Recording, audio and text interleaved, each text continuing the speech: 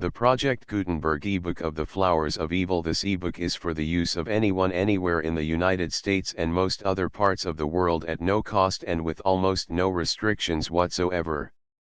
You may copy it, give it away or reuse it under the terms of the Project Gutenberg license included with this ebook or online at www.gutenberg.org. If you are not located in the United States, you will have to check the laws of the country where you are located before using this ebook. Title: The Flowers of Evil. Author: Charles Baudelaire. Translator: Cyril Scott. Release date: May 13, 2011. Ebook number 36098. Most recently updated, April 3, 2024. Language: English. Credits: produced by Andrea Ball and Mark D. Hoog. From images generously made available by the Internet Archive.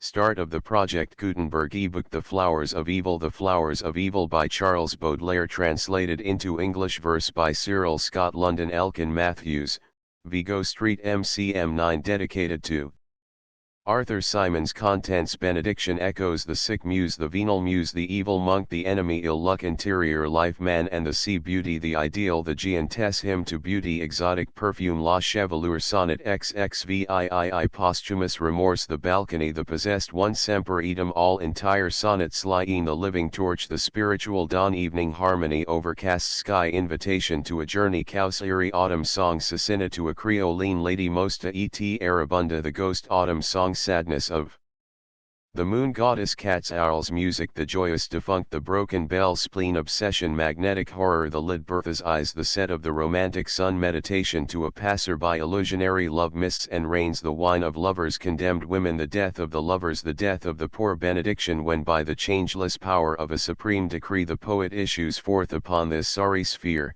his mother, horrified, and full of blasphemy, uplifts her voice to God, who takes compassion on her. Ah, why did I not bear a serpent's nest entire, instead of bringing forth this hideous child of doom? O cursed be that transient night of vain desire when I conceived my expiation in my womb. Yet since among all women thou hast chosen me to be the degradation of my jaded mate, and since I cannot like a love leaf wantonly consign this stunted monster to the glowing grate, I'll cause thine overwhelming hatred to rebound upon the cursed tool of thy most wicked spite. Forsooth, the branches of this wretched tree I'll wound and rob its pestilential blossoms of their might. So thus, she giveth vent unto her foaming ire, and knowing not the changeless statutes of all times, herself, amid the flames of hell, prepares the pyre, the consecrated penance of maternal crimes. Yet neath th invisible shelter of an angel's wing this sunlight-loving infant disinherited, exhales from all he eats and drinks, and everything the ever-sweet ambrosia and the nectar red. He trifles with the winds and with the clouds that glide, about the way unto the cross, he loves to sing, the Spirit on his pilgrimage, that faithful guide, oft weeps to see him joyful like a bird of spring. All those that he would cherish shrink from him with fear, and some that waxen bold by his tranquillity, endeavor hard some grievance from his heart to tear, and make on him the trial of their ferocity. Within the bread and wine outspread for his repast to mingle dust and dirty spittle they essay, and everything he touches, forth they slyly cast, or scourge themselves, if are their feet betrod his way. His wife goes round proclaiming in the crowded quads, since he can find my body beauteous to behold, why not perform the office of those ancient gods and like unto them, redeck myself with shining gold. I'll bathe myself with incense, spikenard, and myrrh, with genuflections, delicate viands and wine, to see, in jest, if from a heart, that loves me dear, I cannot filch away the homages divine. And when of these impious jokes at length I tire, my frail but mighty hands, around his breast entwined, with nails, like harpies' nails, shall cunningly conspire the hidden path unto his feeble heart to find. And like a youngling bird that trembles in its nest, I'll pluck his heart right out, within its own blood drowned, and finally to satiate my favorite beast, I'll throw it with intense disdain upon the ground. Towards the heavens where he sees the sacred grail the poet calmly stretches forth his pious arms, whereon the lightnings from his lucid spirit veil the sight of the infuriated mob that swarms. O blessed be thou, Almighty, who bestowest pain, like some divine redress for our infirmities, and like the most refreshing and the purest rain, to sanctify the strong, for saintly ecstasies. I know that for the poet thou wilt grant a chair, among the sainted legion and the blissful ones, that of the endless feast thou wilt accord his share to him, of virtues, dominations and of thrones. I know, that sorrow is that nobleness alone, which never may corrupted be by hell nor curse. I know, in order to enwreathe my mystic crown I must inspire the ages and the universe. And yet the buried jewels of Palmyra old, the undiscovered metals and the pearly sea of gems, that unto me you show could never hold beside this diadem of blinding brilliancy. For it shall be engendered from the purest fire of rays primeval, from the holy hearth amassed, of which the eyes of mortals, in their sheen entire, are but the tarnished mirrors, sad and overcast. Echoes in nature's temple, living columns rise, which oftentimes give tongue to words subdued, and man traverses this symbolic wood, which looks at him with half-familiar eyes, like lingering echoes, which afar confound themselves in deep and somber unity, as vast as night, and like transplendency, the scents and colors to each other respond. And scents there are, like infants' flesh as chaste, as sweet as oboes, and as meadows fair, and others, proud, corrupted, rich and vast, which have the expansion of infinity, like amber, musk, and frankincense and myrrh, that sing the soul's and senses' ecstasy. The sick muse, alas my poor muse, what aileth thee now? Thine eyes are bedimmed with the visions of night, and silent and cold I perceive on thy brow in their turns despair and madness alight. A succubus green, or a hobgoblin red, has it poured o'er thee horror and love from its urn? Or the nightmare with masterful bearing hath led thee to drown in the depths of some magic minturn? I wish, as the health-giving fragrance I cull, that thy breast with strong thoughts could forever be full, and that rhythmically flowing thy Christian blood could resemble the olden time metrical flood, where each in his turn reigned the father of rhymes Phoebus and Pan, lord of harvest times. The venal muse, O muse of my heart so fond of palaces old, wilt have when New Year speeds its wintry blast, amid those tedious nights, with snow o'ercast, a log to warm thy feet, benumbed with cold? Wilt thou thy marbled shoulders then revive with nightly rays that through thy shutters peep? And void thy purse and void thy palace reap a golden hoard within some azure hive?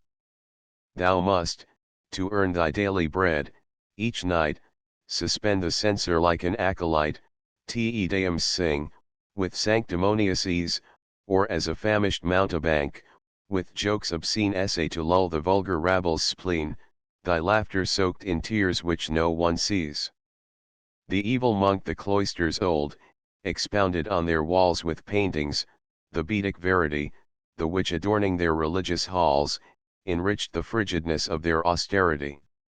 In days when Christian seeds bloomed o'er the land, full many a noble monk unknown today, upon the field of tombs would take his stand, exalting death in rude and simple way. My soul is a tomb where bad monk that I be I dwell and search its depths from all eternity, and not bedecks the walls of the odious spot. O slug-guard monk! When shall I glean aright from the living spectacle of my bitter lot, to mold my handiwork and mine eyes' delight? The enemy my childhood was not but a ravaging storm, enlivened at times by a brilliant sun. The rain and the winds wrought such havoc and harm that of buds on my plot there remains hardly one. Behold now the fall of ideas I have reached, and the shovel and rake one must therefore resume, in collecting the turf, inundated and breached, where the waters dug trenches as deep as a tomb. And yet these new blossoms, for which I craved, will they find in this earth like a shore that is laved the mystical fuel which vigor imparts? O misery, time devours our lives, and the enemy black, which consumeth our hearts on the blood of our bodies, increases and thrives. Ill luck this heavy burden to uplift, O Sisyphus, thy pluck is required. And even though the heart aspired, art is long and time is swift. Afar from sepulchres renowned, to a graveyard, quite apart, like a broken drum, my heart, beats the funeral marches sound. Many a buried jewel sleeps in the long-forgotten deeps, far from mattock and from sound, many a flower wafts aloft its perfumes, like a secret soft, within the solitudes, profound. Interior life along while I dwelt beneath vast porticos, while the ocean suns bathed with 1,000 fires, and which with their great and majestic spires, at eventide looked like basaltic grottos.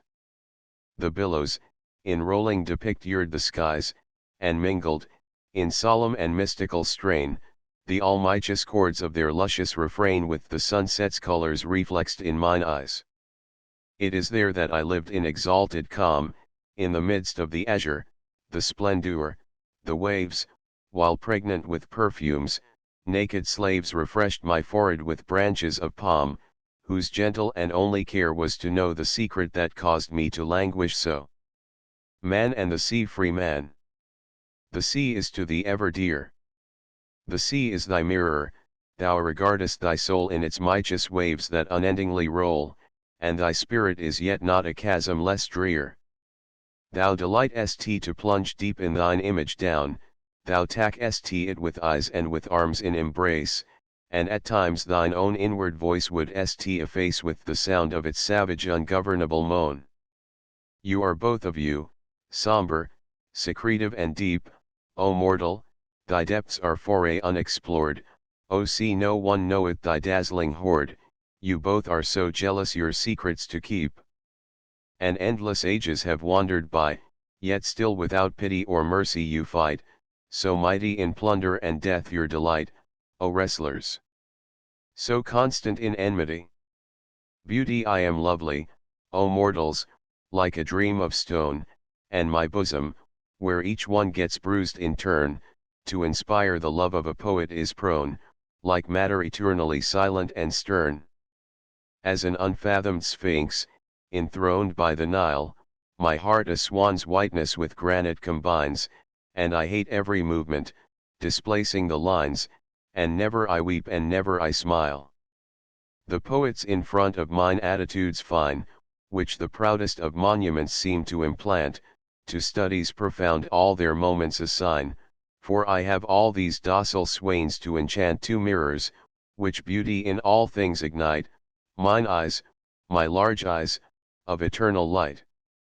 The ideal it could ne'er be those beauties of ivory vignettes, the varied display of a worthless age, nor puppet-like figures with castanets, that ever an heart like mine could engage. I leave to Gavarni, that poet of chlorosis, his hospital beauties in trupes that whirl, for I cannot discover amid his pale roses a flower to resemble my scarlet ideal. Since, what for this fathomless heart I require is Lady Macbeth you. In crime so dire, an Aeschylus dream transposed from the south or thee, O great knight of Michelangelo born, who so calmly thy limbs in strange posture hath drawn, whose allurements are framed for a Titan's mouth. The giantess I should have loved erewhile when heaven conceived each day, some child abnormal and obscene, beside a maiden giantess to have lived, like a luxurious cat at the feet of a queen, to see her body flowering with her soul, and grow, unchained, in awe-inspiring art, within the mists across her eyes that stole to divine the fires entombed within her heart. And oft to scramble o'er her mighty limbs, and climb the slopes of her enormous knees, or in summer when the scorching sunlight streams across the country, to recline at ease, and slumber in the shadow of her breast like an hamlet neath the mountain crest. Hymn to beauty, O beauty! Dost thou generate from heaven or from hell? Within thy glance, so diabolic and divine, confusedly both wickedness and goodness dwell, and hence one might compare thee unto sparkling wine. Thy look containeth both the dawn and sunset stars, thy perfumes, as upon a sultry night exhale, thy kiss a philter, and thy mouth a Grecian vase, that renders heroes cowardly and infants hale. Yea, art thou from the planets, or the fiery womb? The demon follows in thy train, with magic fraught, thou scatter st seeds haphazardly of joy and doom, thou govern st everything, but answer st unto naught. O loveliness! Thou spurnest corpses with delight, among thy jewels, horror hath such charms for thee, and murder mid thy mostly cherished trinklets bright, upon thy massive bosom dances amorously. The blinded, fluttering moth towards the candle flies, then frizzles, falls, and falters blessings unto thee. The panting swain that o'er his beauteous mistress sighs, seems like the sick, that stroke their gravestones lovingly. What matter, if thou comest from the heavens or hell, O beauty, frightful ghoul, ingenuous and obscure? So long thine eyes, thy smile, to me the way can tell towards that infinite I love, but never saw. From God or Satan, angel, mermaid, Proserpine. What matter if thou makest blithe, voluptuous sprite with rhythms, perfumes, visions, O mine only queen, the universe less hideous and the hours less trite. Exotic perfume when, with closed eyes, on a hot afternoon, the scent of thine ardent breast I inhale, celestial vistas my spirit assail, caressed by the flames of an endless sun. A Langoros island, where nature abounds with exotic trees and luscious fruit, and with men whose bodies are slim and astute, and with women whose frankness delights and astounds. By thy perfume enticed to this region remote, a port I see, laden with mast and with boat, still wearied and torn by the distant brine, while the tamarisk odors that dreamily throng the air, round my slumberous senses entwine, and mix, in my soul, with the mariner's song. La chevelure O fleece, that foams down unto the shoulders bare. O curls, O scents which lovely languidness exhale. Delight. To fill this alcove's somber atmosphere with memories, sleeping deep within this tress of hair, I'll wave it in the evening breezes like a veil. The shores of Africa, and Asia's burning skies, a world forgotten, distant, nearly dead and spent, within thy depths, O aromatic forest, lies. And like to spirits floating unto melodies, mine own, beloved, glides within thy sacred scent. There I will hasten, where the trees and humankind with languor lull beside the hot and silent sea, strong tresses bear me, be to me the waves and wind. Within thy fragrance lies a dazzling dream confined of sails and masts and flames, O lake of ebony. A loudly echoing harbor, where my soul may hold to quaff, the silver cup of colors, scents and sounds, wherein the vessels glide upon a sea of gold, and stretch their mighty arms, the glory to enfold of virgin skies, where never-ending heat abounds. I'll plunge my brow, enamoured with voluptuousness within this darkling ocean of infinitude, until my subtle spirit, which thy waves caress, shall find you once again, O fertile weariness, unending lullaby of perfumed lassitude. Ye tresses blue recess of strange and sombre shades, ye make the azure of the starry realm immense, upon the downy beaches, by your curls cascades, among your mingling fragrances, my spirit wades to cull the musk and cocoa-nut and lotus scents. Long foray my hand, within thy heavy mane, shall scatter rubies, pearls, sapphires eternally, and thus my soul's desire for thee shall never wane, for art not thou the oasis where I dream and drain with draughts profound, the golden wine of memory? Sonnet XXVIII. With pearly robes that wave within the wind, even when she walks, she seems to dance, like swaying serpents round those wands entwined which fakirs wear in rhythmic elegance. So like the desert's blue, and the sands remote, both, deaf to mortal suffering and to strife, or like the seaweeds neath the waves that float, indifferently she molds her budding life.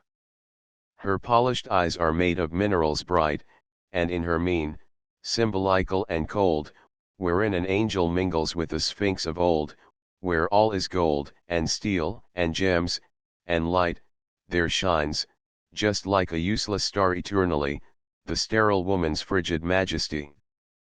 Posthumous remorse, ah, when thou shalt slumber, my darkling love, beneath a black marble made statuette, and when thou lt have not for thy house or alcove, but a cavernous den and a damp oubliette. When the tombstone, oppressing thy timorous breast, and thy hips drooping sweetly with listless decay, the pulse and desires of mine heart shall arrest, and thy feet from pursuing their adventurous way, then the grave, that dark friend of my limitless dreams, for the grave ever readeth the poet aright, amid those long nights, which no slumber redeems, 'twill query what used to thee, incomplete sprite, that thou ne'er hast unfathomed the tears of the dead, then the worms will gnaw deep at thy body, like dread. The balcony, oh, mother of memories, mistress of mistresses. Oh, thou all my pleasures, oh, thou all my prayers. Canst thou remember those luscious caresses, the charm of the hearth and the sweet evening airs? Oh, mother of memories, mistress of mistresses. Those evenings illumined by the glow of the coal, and those roseate nights with their vaporous wings, how calm was thy breast and how good was thy soul, 'twas then we uttered imperishable things, those evenings illumined by the glow of the coal. How lovely the suns on those hot, autumn nights! How vast were the heavens! And the heart how hale! As I leaned towards you, oh, my queen of delights, the scent of thy blood I seemed to inhale. How lovely the sun on those hot, autumn nights! The shadows of night time grew dense like a pall, and deep through the darkness thine eyes I divined, and I drank of thy breath, O sweetness, O gall, and thy feet in my brotherly hands reclined, the shadows of night time grew dense like a pall. I know how to call forth those moments so dear, and to live my past laid on thy knees once more, for where should I seek for thy beauties but here in thy languorous heart and thy body so pure? I know how to call forth those moments so dear. Those perfumes, those infinite kisses and sighs, are they born in some gulf to our plummets denied? Like rejuvenate suns that mount up to the skies, that first have been cleansed in the depths of the tide, oh, perfumes! Oh, infinite kisses and sighs! The possessed one, the sun is enveloped in crape. Like it, O moon of my life! Wrap thyself up in shade, at will, smoke or slumber, be silent, be stayed, and dive deep down into passion's dark pit. I cherish thee thus. But if 'tis thy mood, like a star that from out its penumbra appears, to float in the regions where madness careers, fair dagger, burst forth from thy sheath. 'Tis good. Yea, light up thine eyes at the fire of renown. Or kindle desire by the looks of some clown. Thine all is my joy, whether dull or aflame. Just be what thou wilt, black night, dawn divine, there is not a nerve in my trembling frame but cries, I adore thee, Beelzebub mine. Semper idem, from whence it comes, you ask, this gloom acute, like waves that o'er the rocky headland fall. When once our hearts have gathered in their fruit, to live is a curse. A secret known to all, a grief, quite simple, not mysterious, and like your joy for all, both loud and shrill, nay cease to clamour, be not so curious. And yet although your voice is sweet, be still. Be still, O soul, with rapture ever rife. O mouth, with the childish smile. Far more than life, the subtle bonds of death around us twine. Let my heart, the wine of falsehood drink, and dream like, deep within your fair eyes sink, and in the shade of thy lashes long recline. All entire the demon, in my lofty vault, this morning came to visit me, and striving me to find at fault, he said, fain would I know of thee, among the many beauteous things, all which her subtle grace proclaim among the dark and rosy things, which go to make her charming frame, which is the sweetest unto thee? My soul. To him thou didst retort, since all with her is destiny, of preference there can be naught. When all transports me with delight, if aught deludes I can not know, she either lulls one like the night, or dazzles like the morning glow. That harmony is too divine, which governs all her body fair, for powerless mortals to define in notes the many concords there.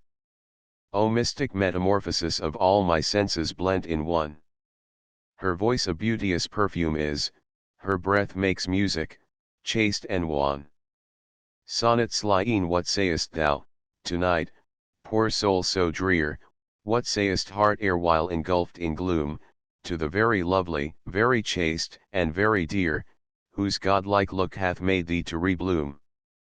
To her, with pride we chant an echoing hymn, for naught can touch the sweetness of her sway, her flesh ethereal as the seraphim, her eyes with robe of light our soul's array.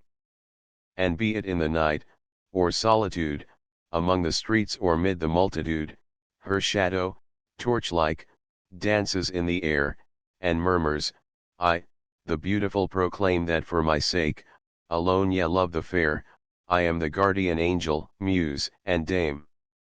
The living torch they stand before me now, those eyes that shine, no doubt inspired by an angel wise, they stand, those godlike brothers that are mine, and pour their diamond fires in mine eyes. From all transgressions, from all snares, they save, towards the path of joy they guide my ways, they are my servants, and I am their slave, and all my soul, this living torch obeys.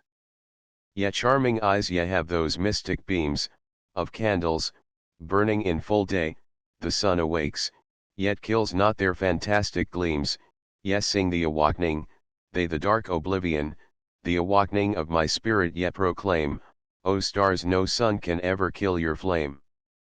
The spiritual dawn, when the morning white and rosy breaks, with the gnawing ideal, upon the debauchee, by the power of a strange decree, within the sought beast an angel wakes. The mental heaven's inaccessible blue, for wearied mortals that still dream and mourn, expands and sinks, towards the chasm drawn. Thus, cherished goddess, being pure and true upon the rests of foolish orgy nights, thine image, more sublime, more pink, more clear, before my staring eyes is ever there. The sun has darkened all the candle lights, and thus thy spectre, like the immortal sun, is ever victorious, thou resplendent one. Evening harmony, the hour approacheth, when, as their stems incline, the flowers evaporate like an incense urn, and sounds and scents in the vesper breezes turn, a melancholy waltz and a drowsiness divine. The flowers evaporate like an incense urn, the viol vibrates like the wailing of souls that repine. A melancholy waltz and a drowsiness divine, the skies like a mosque are beautiful and stern. The viol vibrates like the wailing of souls that repine, sweet souls that shrink from chaos vast and etern, the skies like a mosque are beautiful and stern, the sunset drowns within its blood-red brine. Sweet souls that shrink from chaos vast and etern, essay the wreaths of their faded past to entwine, the sunset drowns within its blood-red brine, thy thought within me glows like an incense urn. Overcast sky meseemeth thy glance, soft and shrouded with dew, thy mysterious eyes, are they grey, green or blue, alternately cruel and tender, and shy, reflect both the languor and calm of the sky. Thou recallest those white days with shadows caressed, engendering tears from th enraptured breast, when racked by an anguish unfathomed that weeps, the nerves, to awake, jibe the spirit that sleeps. At times thou art like those horizons divine, where the suns of the nebulous seasons decline, how resplendent art thou, O pasturage vast, illumined by the beams of a sky overcast. O dangerous day, most seductive clime! As well, will I love both thy snow and thy rime, and shall I know how from the frosts to entice delights that are keener than iron and ice. Invitation to a journey, my sister, my dear, consider how fair, together to live it would be. Down yonder to fly to love, till we die, in the land which resembles thee. Those suns that rise 'neath erratic skies, no charm could be like unto theirs, so strange and divine, like those eyes of thine which glow in the midst of their tears. There, all is order and loveliness, luxury, calm and voluptuousness. The tables and chairs, polished bright by the years, would decorate sweetly our rooms, and the rarest of flowers would twine round our bowers and mingle their amber perfumes, the ceilings arrayed, and the mirrors inlaid, this eastern splendor among, would furtively steal o'er our souls, and appeal with its tranquil louse native tongue. There, all is order and loveliness, luxury, calm and voluptuousness. In the harbors, peep, at the vessels asleep, their humor is always to roam, yet it is but to grant thy smallest want from the ends of the earth that they come, the sunset's beam upon meadow and stream, and upon the city entire 'neath a violet crest, the world sinks to rest, illumined by a golden fire. There, all is order and loveliness, luxury, calm and voluptuousness. Causerie, you are a roseate autumn sky, that glows. Yet sadness rises in me like the flood, and leaves in ebbing on my lips morose, the poignant memory of its bitter mind. In vain your hands my swooning breast embrace, oh, friend. Alone remains the plundered spot, where woman's biting grip has left its trace, my heart, the beasts devoured seek it not. My heart is a palace pillaged by the herd, they kill and take each other by the throat. A perfume glides around your bosom bared, O loveliness, thou scourge of souls, devote thine eyes of fire luminous like feasts, to burn these rags rejected by the beasts. Autumn song, I shortly we will plunge within the frigid gloom, farewell swift summer brightness, all too short I hear already sounding with a death-like boom the wood that falls upon the pavement of the court. The whole of winter enters in my being, pain, hate, honor, labor hard and forced and dread, and like the northern sun upon its polar plain my heart will soon be but a stone, iced and red. I listen trembling unto every log that falls, the scaffold, which they build, has not a duller sound, my spirits waver, like the trembling tower walls that shake with every echoing blow the builders pound. Me zemeth as to these monotonous blows I sway, they nail for one a coffin lid, or sound a knell for whom? Autumn now and summer yesterday. This strange mysterious noise betokens a farewell. Too I love within your oblong eyes the verdant rays, my sweet. But bitter everything today me seems, and not your love, the boudoir, nor the flickering blaze, can replace the sun that o'er the screen streams. And yet bemother and caress me, tender heart. Even me the thankless and the worthless one, beloved or sister, unto me the sweets impart of a glorious autumn or a sinking sun. Ephemeral task. The beckoning empty tomb is set. O grant me as upon your knees my head I lay, because the white and torrid summer I regret, to taste the parted season's mild and amber ray. Cicina, imagine Diana in gorgeous array, how into the forests and thickets she flies, with her hair in the breezes, and flushed for the fray, how the very best riders she proudly defies. Have you seen Theroin, of the bloodthirsty heart, as an unshod herd to attack he bestirs, with cheeks all inflamed, playing up to his part, as he goes, sword in hand, up the royal stairs? And so is Cicina, yet this warrior sweet, has a soul with compassion and kindness replete, inspired by drums and by powder, her sway knows how to concede to the supplicant's prayers, and her bosom, laid waste by the flames, has alway, for those that are worthy, a fountain of tears. To a Creoline lady in a country perfumed with the sun's embrace, I knew 'neath a dais of purpled palms, and branches where idleness weeps o'er one's face, a Creoline lady of unknown charms. Her tint, pale and warm, this bewitching bride, displays a nobly nurtured mien, courageous and grand like a huntsman, her stride, a tranquil smile and eyes serene. If, madam, you'd go to the true land of gain, by the banks of the verdant Loire or the Seine, how worthy to garnish some pile of renown. You'd awake in the calm of some shadowy nest, 8,000 songs in the poet's breast, that your eyes would inspire far more than your brown. Mosta et arabunda o, Agatha, tell. Does thy heart not at times fly away? Far from the city impure and the lowering sea, to another ocean that blinds with its dazzling array, so blue and so clear and profound, like virginity? Oh, Agatha, tell. Does thy heart not at times fly away? The sea, the vast ocean our travail and trouble consoles. What demon hath gifted the sea with a voice from on high, to sing us, attuned to an Aeolus organ that rolls forth a grumbling burden, a lenitive lullaby?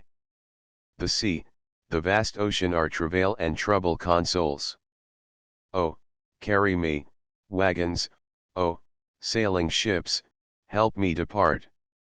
Far, far, here the dust is quite wet with our showering tears, oh, say. It is true that Agatha's desolate heart, proclaimeth, away from remorse, and from crimes, and from cares, oh, carry me, wagons, oh, sailing ships, help me depart. How distant you seem to be, perfumed Elysian fields, wherein there is nothing but sunshine and love and glee, where all that one loves is so worthy, and lovingly yields, and our hearts float about in the purest of ecstasy. How distant you seem to be, perfumed Elysian fields. But the green paradise of those transient infantile loves, the strolls, and the songs, and the kisses, and bunches of flowers, the viols vibrating beyond, in the mountainous groves, with the chalice of wine and the evening, entwined, in the bowers, but the green paradise of those transient infantile loves. That innocent heaven o'erflowing with furtive delight, than China or India, is it still further away? Or, could one with pitiful prayers bring it back to our sight? Or yet with a silvery voice o'er the ages convey that innocent heaven o'erflowing with furtive delight?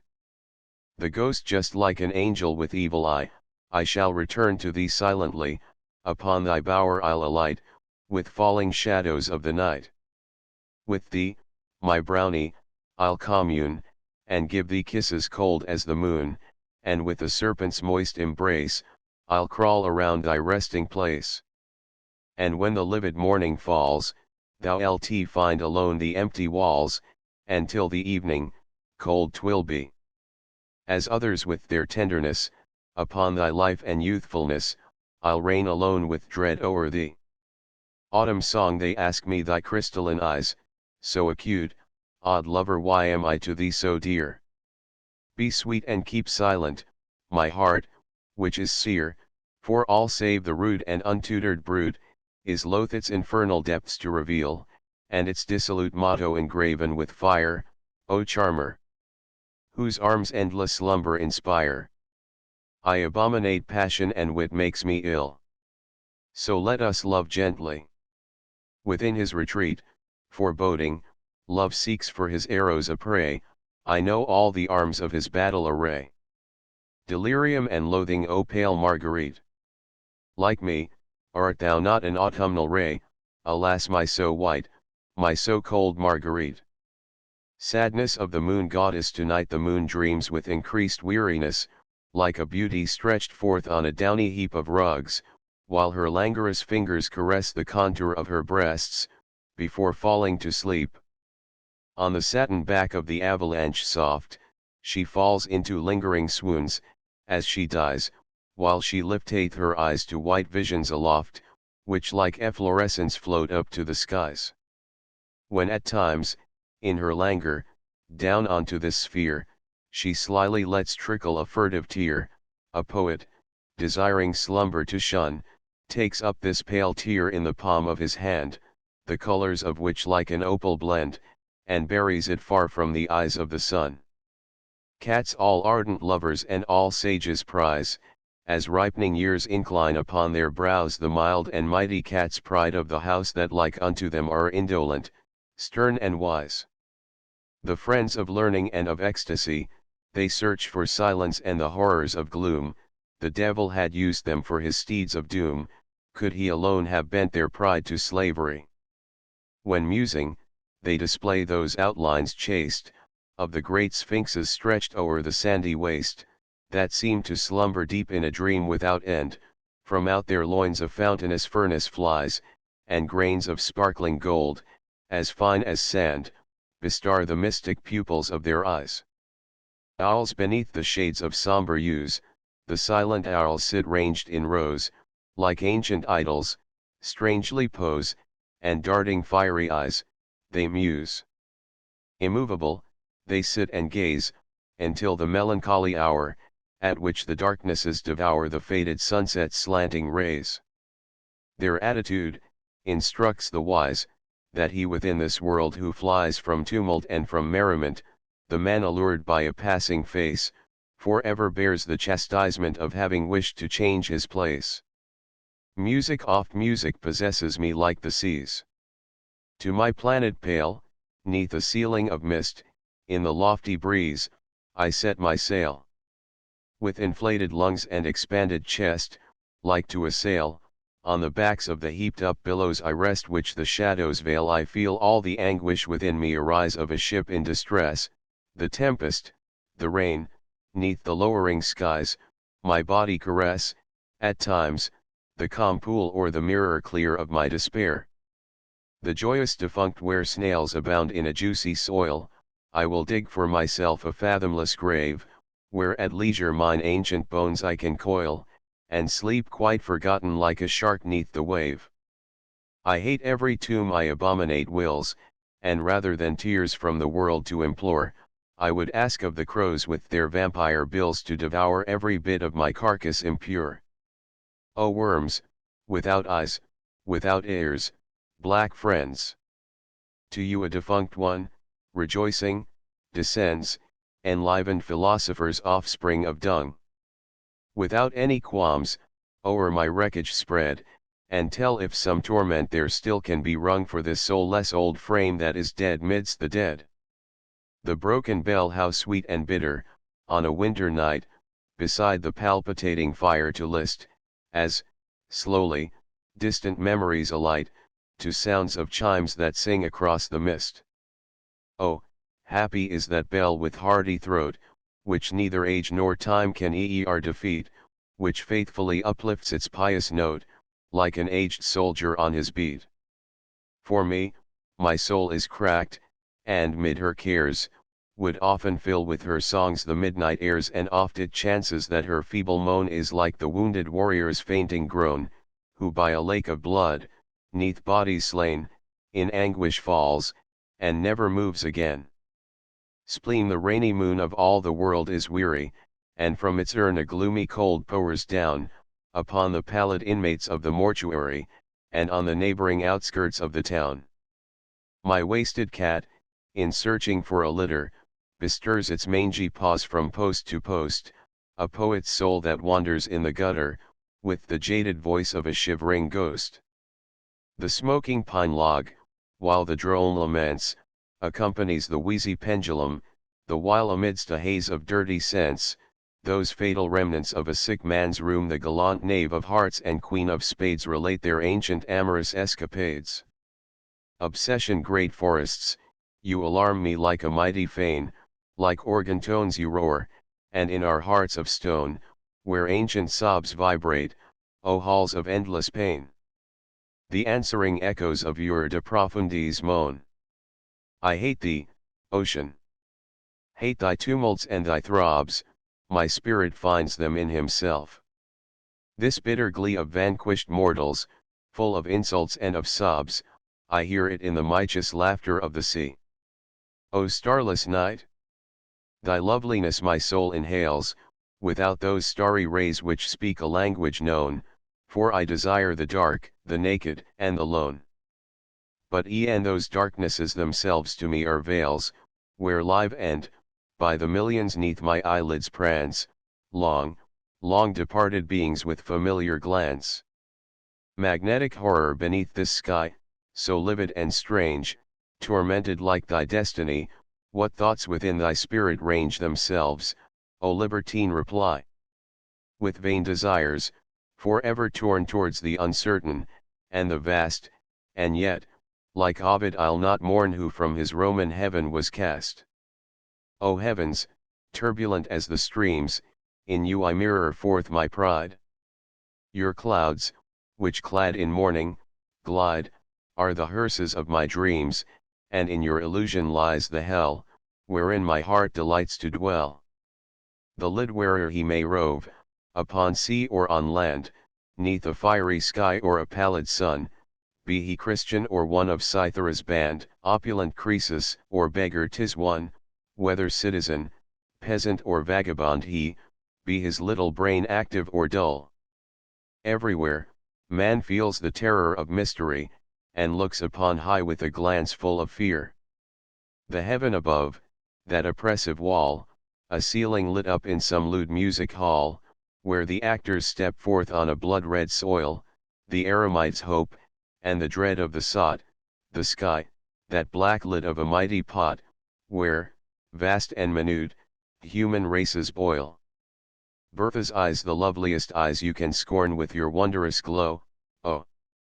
Beautiful childish eyes, there abounds in your light, a something unspeakably tender and good as the night, oh!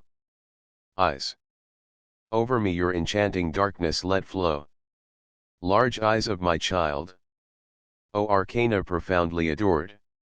Ye resemble so closely those caves in the magical creek, where within the deep slumbering shade of some petrified peak, there shines, undiscovered, the gems of a dazzling hoard. My child has got eyes so profound and so dark and so vast, like thee. O unending night, and thy mystical shine, their flames are those thoughts that with love and with faith combine, and sparkle deep down in the depths so alluring or chaste.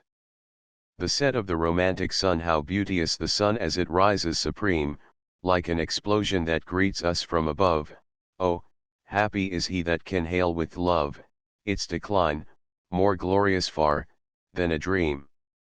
I saw flower, furrow, and brook. I recall how they swooned like a tremulous heart 'neath the sun. Let us haste to the skyline, 'tis late, let us run, at least to catch one slanting ray ere it fall. But the god, who eludes me, I chase all in vain, the night, irresistible, plants its domain, black mists and vague shivers of death it forebodes, while an odor of graves through the darkness spreads, and on the swamp's margin, my timid foot treads upon slimy snails, and on unseen toads. Meditation be wise, O my woe, seek thy grievance to drown, thou didst call for the night, and behold it is here, an atmosphere somber, envelops the town, to some bringing peace and to others a care. Whilst the manifold souls of the vile multitude, 'neath the lash of enjoyment, that merciless sway, go plucking remorse from the menial brood, from them far, O my grief, hold my hand, come this way. Behold how they beckon, those years, long expired, from heaven, in faded apparel attired, how regret, smiling, foams on the waters like yeast, its arches of slumber the dying sun spreads, and like a long winding sheet dragged to the east, oh, hearken beloved, how the night softly treads.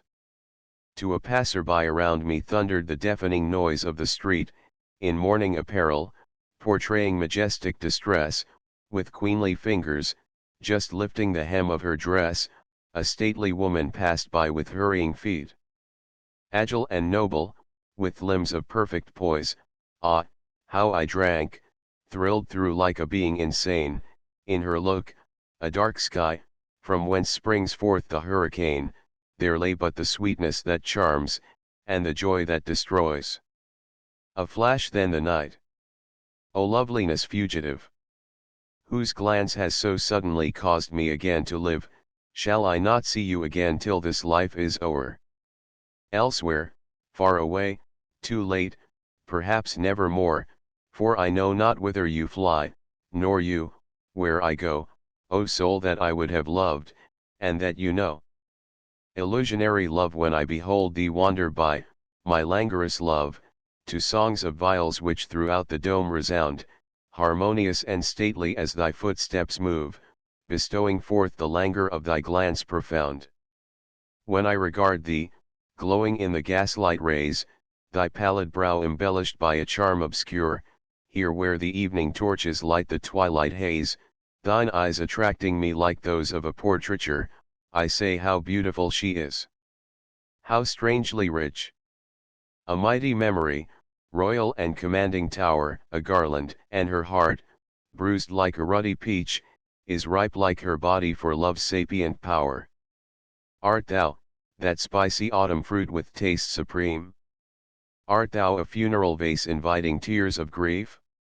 Aroma causing one of eastern wastes to dream, a downy cushion, bunch of flowers or golden sheaf?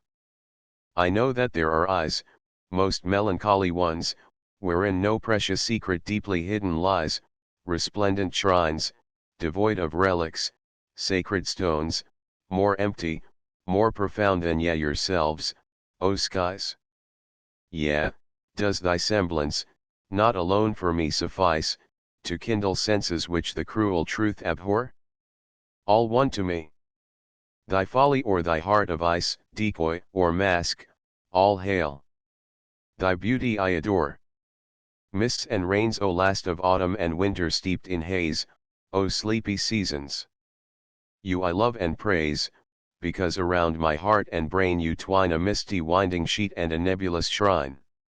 On that great plain, where frigid blasts abound, where through the nights, so long, the vain whirls round, my soul, more free than in the springtime soft, will stretch her raven wings and soar aloft, unto an heart with gloomy things replete, on which remain the frosts of former times, O pallid seasons, mistress of our climes, as your pale shadows nothing is so sweet, unless it be, on a moonless night a twain, on some chance couch to soothe to sleep our pain. The wine of lovers today, the distance is superb, without bridle, spur or curb, let us mount on the back of wine for regions fairy and divine. Let's, like two angels tortured by some dark, delirious fantasy, pursue the distant mirage drawn o'er the blue crystal of the dawn. And gently balanced on the wing of some obliging whirlwind, we in equal rapture reveling, my sister, side by side will flee, without repose, nor truce, where gleams the golden paradise of my dreams. Condemned women like thoughtful cattle on the yellow sands reclined, they turn their eyes towards the horizon of the sea, their feet towards each other stretched, their hands entwined, they tell of gentle yearning, frigid misery. A few, with heart confiding faith of old, imbued amid the darkling grove, where silver streamlets flow, unfold to each their loves of tender infanthood, and carve the verdant stems of the vine-kissed portico. And others like unto nuns with footsteps slow and grave, ascend the hallowed rocks of ancient mystic lore, where long ago Saint Anthony, like a surging wave, the naked purpled breasts of his temptation saw. And still some more, that neath the shimmering masses stroll, among the silent chasm of some pagan caves, to soothe their burning fevers unto thee they call, O Bacchus, who all ancient wounds and sorrow laves. And others again, whose necks in scapulars delight, who hide a whip beneath their garments secretly, commingling, in the somber wood and lonesome night, the foam of torments and of tears with ecstasy. O virgins, demons, monsters, and O martyred brood! Great souls that mock reality with remorseless sneers, O saints and satyrs, searchers for infinite good! At times so full of shouts, at times so full of tears. You, to whom within your hell my spirit flies, poor sisters, yeah, I love you as I pity you, for your unsatiated thirsts and anguished sighs, and for the vials of love within your heart so true. The death of the lovers we will have beds which exhale odors soft, we will have divans profound as the tomb, and delicate plants on the ledges aloft, which under the bluest of skies for us bloom. Exhausting our hearts to their last desires, they both shall be like unto two glowing coals, reflecting the twofold light of their fires across the twin mirrors of our two souls. One evening of mystical azure skies, we'll exchange but one single lightning flash, just like a long sob replete with goodbyes. And later an angel shall joyously pass through the half-open doors, to replenish and wash the torches expired, and the tarnished glass. The death of the poor, it is death that consoles, yeah, and causes our lives, 'tis the goal of this life and of hope the sole ray, which like a strong potion enlivens and gives us the strength to plod on to the end of the day. And all through the tempest, the frost, and the snows, 'tis the shimmering light on our black skyline, 'tis the famous in which the guidebook shows, whereat one can eat, and sleep, and recline, 'tis an angel that holds in his magic hands the sleep, which ecstatic dream commands, who remakes up the beds of the naked and poor, 'tis the fame of the gods, 'tis the granary blessed, 'tis the purse of the poor, and his birthplace of rest, to the unknown heavens, 'tis the wide open door. End of the Project Gutenberg ebook. The Flowers of Evil updated editions will replace the previous one. The old editions will be renamed. Creating the works from print editions not protected by U.S. copyright law means that no one owns a United States copyright in these works, so the Foundation, and you, can copy and distribute it in the United States without permission and without paying copyright royalties.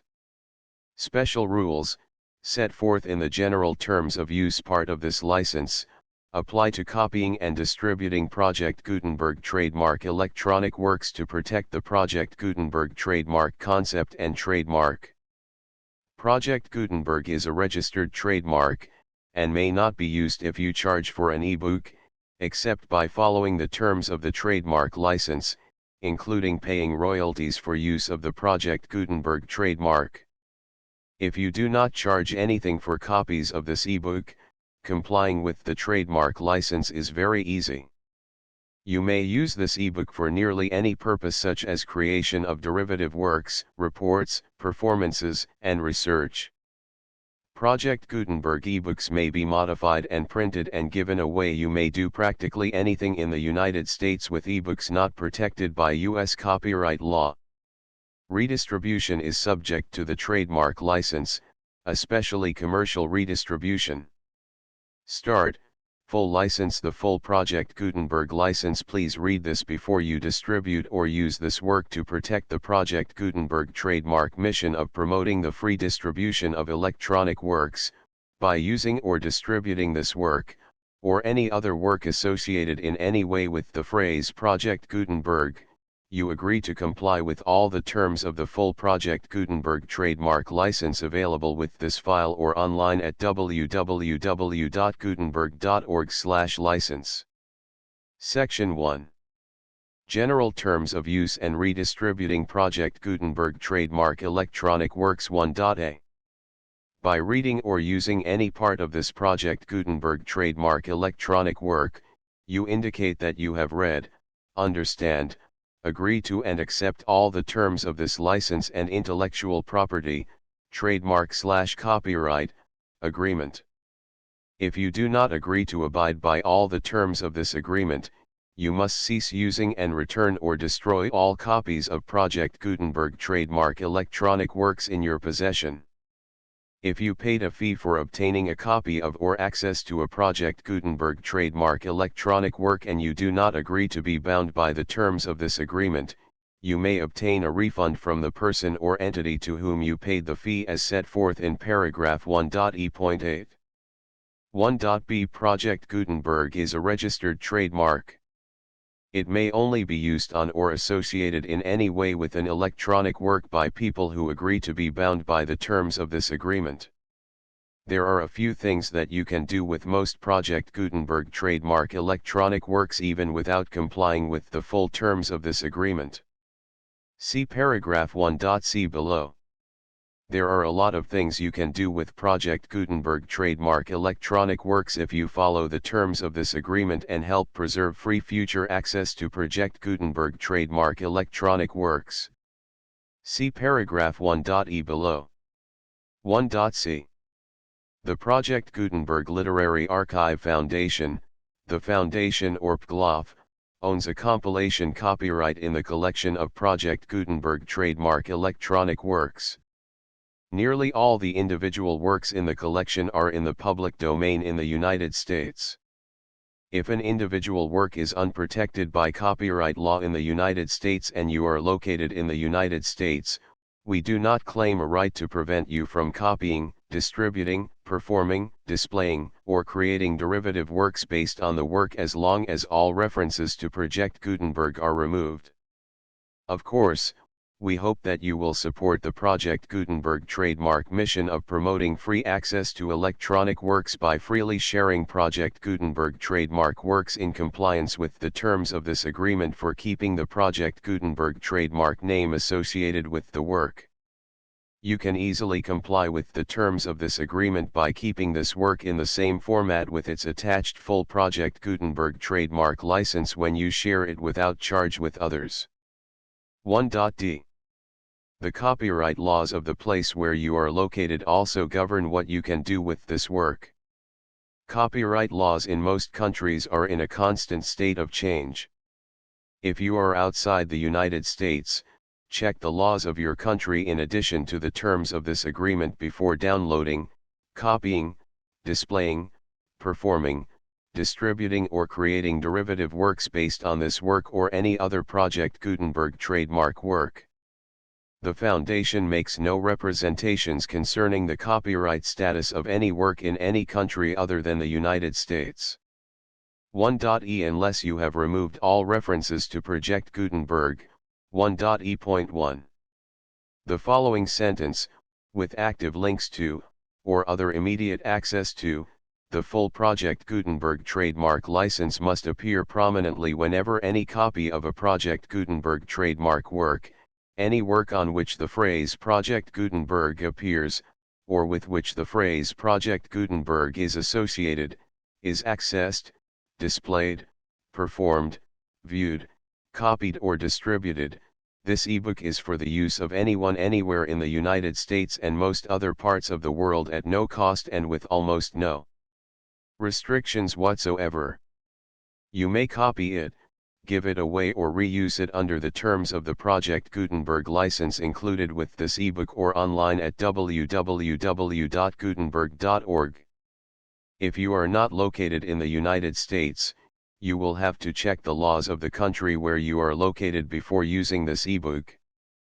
1.e.2. If an individual Project Gutenberg trademark electronic work is derived from texts not protected by U.S. copyright law, does not contain a notice indicating that it is posted with permission of the copyright holder, the work can be copied and distributed to anyone in the United States without paying any fees or charges.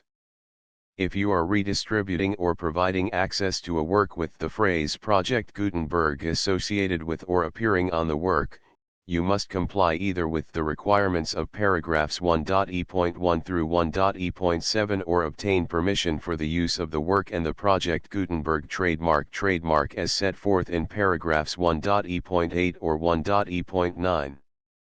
1.e.3. If an individual Project Gutenberg trademark electronic work is posted with the permission of the copyright holder, your use and distribution must comply with both paragraphs 1.e.1 through 1.e.7 and any additional terms imposed by the copyright holder. Additional terms will be linked to the Project Gutenberg trademark license for all works posted with the permission of the copyright holder found at the beginning of this work. 1.e.4. Do not unlink or detach or remove the full Project Gutenberg trademark license terms from this work, or any files containing a part of this work or any other work associated with Project Gutenberg trademark.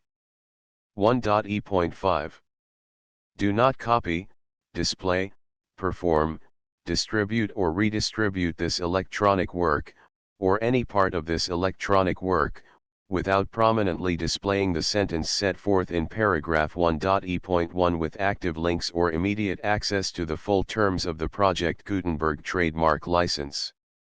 1.e.6 You may convert to and distribute this work in any binary, compressed, marked up, non-proprietary or proprietary form, including any word processing or hypertext form.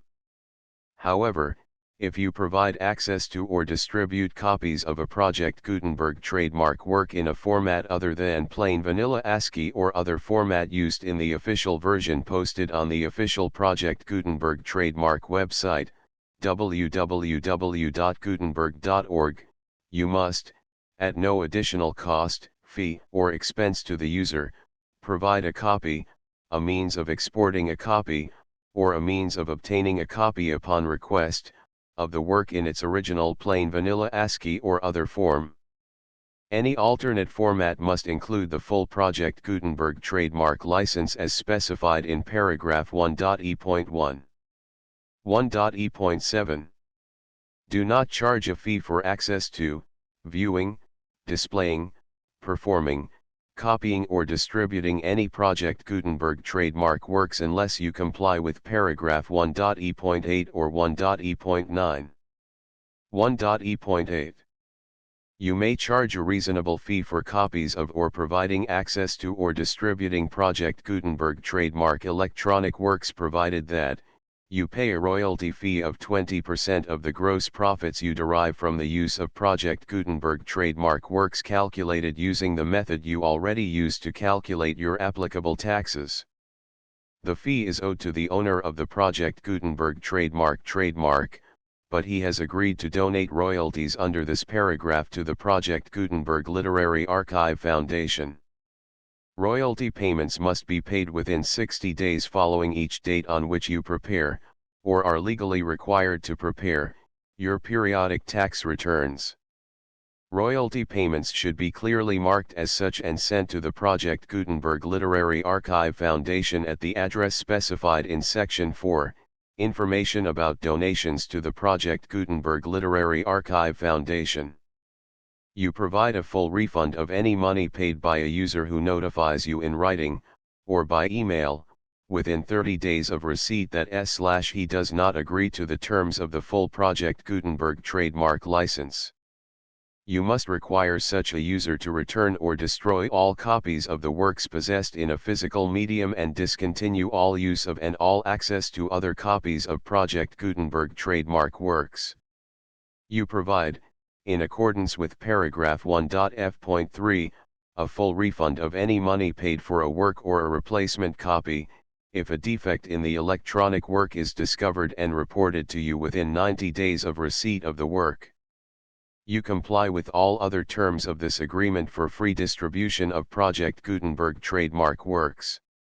1.e.9 If you wish to charge a fee or distribute a Project Gutenberg trademark electronic work or group of works on different terms than are set forth in this agreement, you must obtain permission in writing from the Project Gutenberg Literary Archive Foundation, the manager of the Project Gutenberg trademark. Contact the Foundation as set forth in Section 3 below. 1.f.1.f.1 Project Gutenberg volunteers and employees expend considerable effort to identify, do copyright research on, transcribe and proofread works not protected by U.S. copyright law in creating the Project Gutenberg trademark collection. Despite these efforts, Project Gutenberg trademark electronic works, and the medium on which they may be stored, may contain defects, such as, but not limited to, incomplete, inaccurate or corrupt data, transcription errors, a copyright or other intellectual property infringement, a defective or damaged disk or other medium, a computer virus, or computer codes that damage or cannot be read by your equipment. 1.f.2 Limited warranty, disclaimer of damages, except for the right of replacement or refund described in paragraph 1.f.3, the Project Gutenberg Literary Archive Foundation, the owner of the Project Gutenberg trademark, and any other party distributing a Project Gutenberg trademark electronic work under this agreement, disclaim all liability to you for damages, costs, and expenses, including legal fees.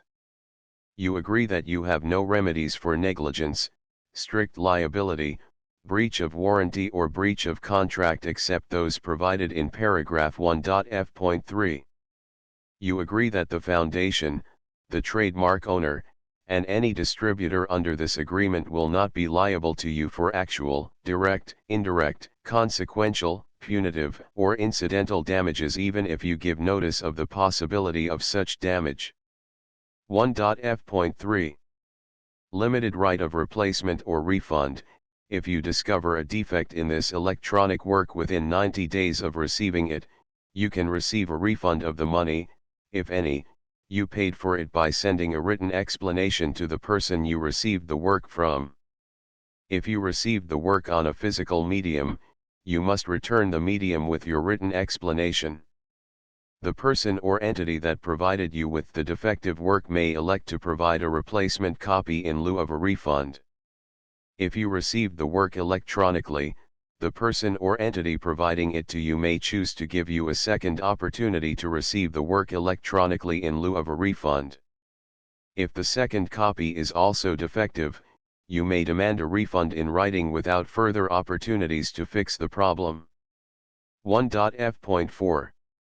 Except for the limited right of replacement or refund set forth in paragraph 1.f.3, this work is provided to you as is, with no other warranties of any kind, express or implied, including but not limited to warranties of merchantability or fitness for any purpose. 1.f.5. Some states do not allow disclaimers of certain implied warranties or the exclusion or limitation of certain types of damages. If any disclaimer or limitation set forth in this agreement violates the law of the state applicable to this agreement, the agreement shall be interpreted to make the maximum disclaimer or limitation permitted by the applicable state law. The invalidity or unenforceability of any provision of this agreement shall not void the remaining provisions. 1.f.6. Indemnity.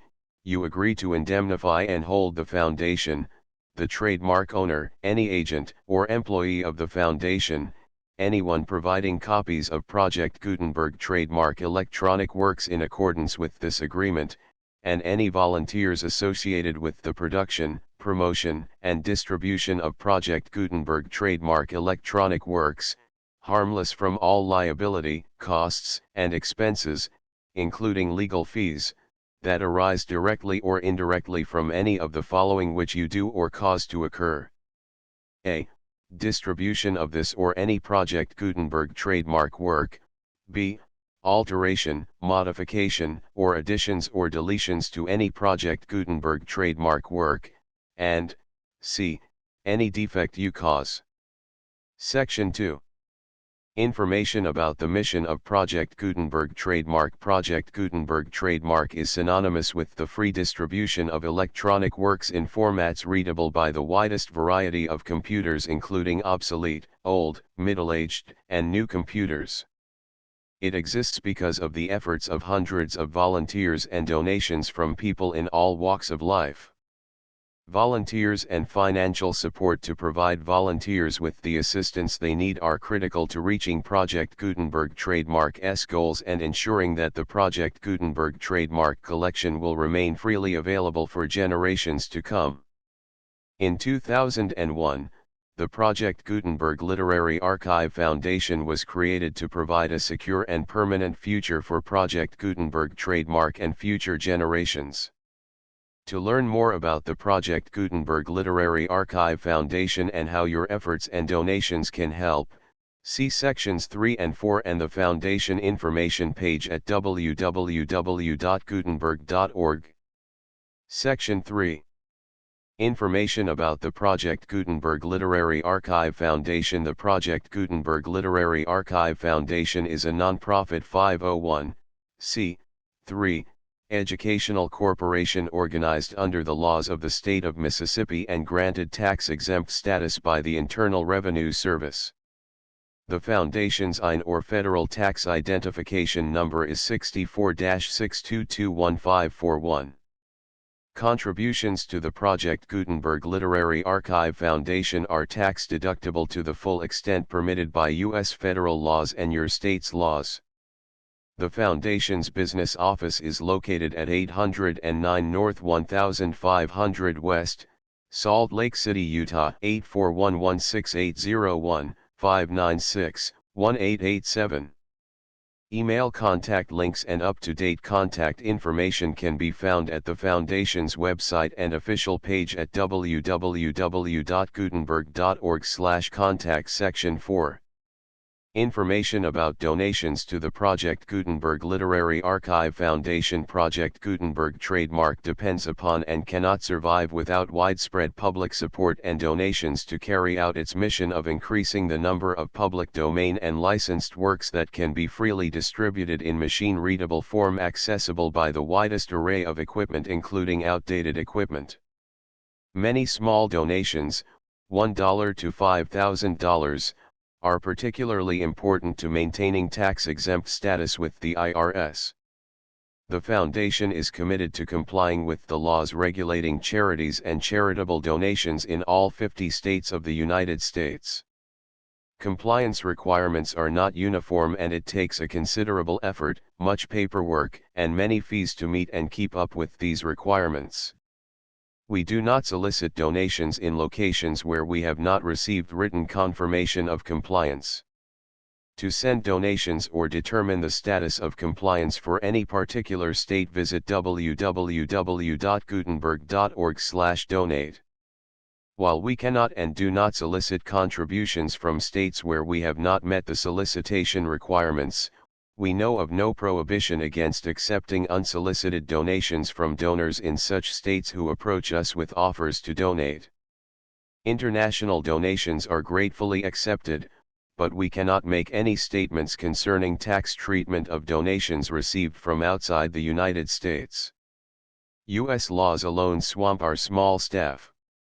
Please check the Project Gutenberg web pages for current donation methods and addresses. Donations are accepted in a number of other ways including checks, online payments, and credit card donations.